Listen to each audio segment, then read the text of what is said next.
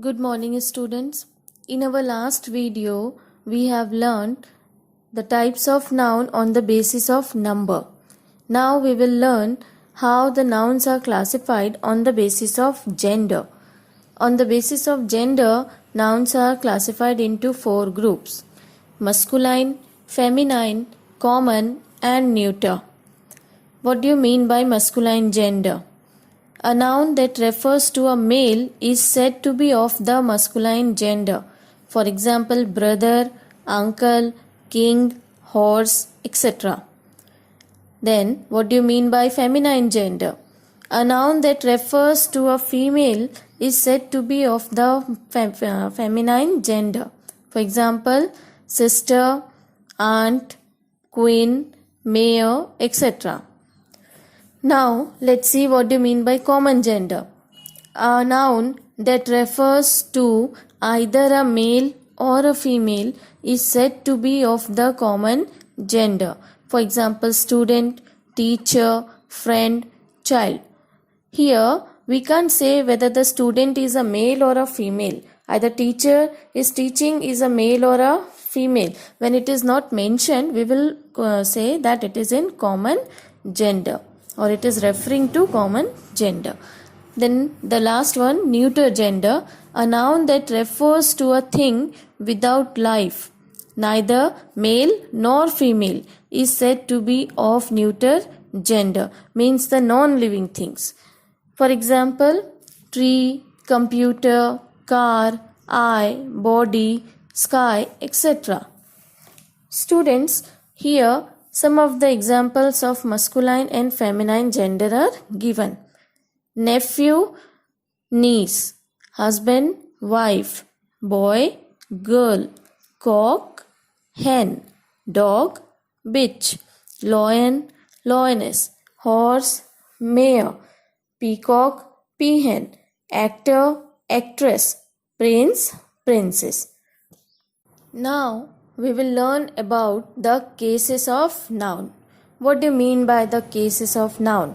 The cases of noun tells us about the relation of that noun to some other words in the sentence.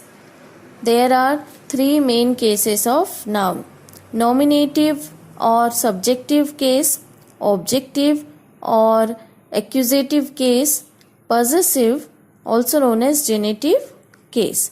Let's first learn what do you mean by nominative case or subjective case. When noun act as a subject of verb, it comes in the category of nominative case. It means when noun is the doer of an action, it is in nominative case.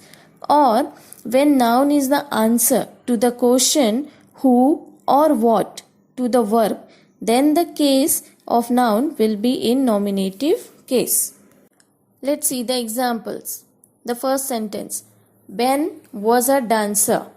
Here, was is a helping verb, and when you will put the question, who was a dancer, you will get the answer Ben. So, if you will get the answer of who or what to the verb, then the answer will be your nominative case, means Ben is in nominative case. The second sentence, he bought a cap. Bought is the verb. Let's have the question, who bought a cap? So, who bought a cap? He. So, he is in nominative case. Third sentence, the sun shines bright at noon. Again, shines is the verb here in the sentence. Then you can have the question, what shines bright at noon? So, what's the answer? The sun. So, the sun is in nominative case or subjective case. Let's have another example. Gems are precious. Are is again a helping verb. So, we will have the question, what are precious? So, answer is gems. So, gems is in nominative case. Let's have some more example. Seema went out to play with her friends. Went is the verb here. So, the question will be, who went out to play with her friends? Answer is Seema. So, Seema is in which case? Nominative case. Next example. The soldiers of the regiment were commanded to defend the post until further orders. So were is the helping verb here. Who were commanded to defend the post? The soldiers of the regiment. So the soldiers of the regiment is in nominative case. In the same way, Louis works in the management. Work is the verb. Who works in the management? Answer is Louis. So Louis is in which case? Nominative case. Next one, reading is a very good habit. So reading is in nominative case. What is the helping verb? So what is a very good habit? Reading. So reading is in nominative case. I love to watch movie in my free time. Watch is the verb. So who love to watch movie? Then answer is I. So I is in nominative case. I hope now you able to identify the nouns of nominative or subjective cases. Whenever the noun will act as a subject of the verb, then we will say that this is in the nominative case. Let's see the next one. Objective, also known as accusative case. Noun is said to be in the objective case when it is used as the object of the verb. If you put what or whom after the verb in a sentence, you will get the answer of objective case of the noun. For example, he painted a picture. Now put who or what after the verb. You will get the answer of objective case. He painted what? A picture is the answer. So picture is the objective case of noun. Another example. Mom cooked the rice today. Cooked is the verb. Put the question what after the verb. The question can be Mom cooked what? Answer is rice. So rice is the objective or accusative case of noun. Another example. Sam painted the wall red. Verb is painted. Again put what or whom after the that verb. Then the question will be Sam painted what? The wall. So the wall is the objective case of the noun. Let's have some more examples. Robert does not eat burger. What Robert does not eat? The answer is burger. So it is an objective case. Next one. He loves pizza. He loves what? Pizza. So it is in objective case. Third one.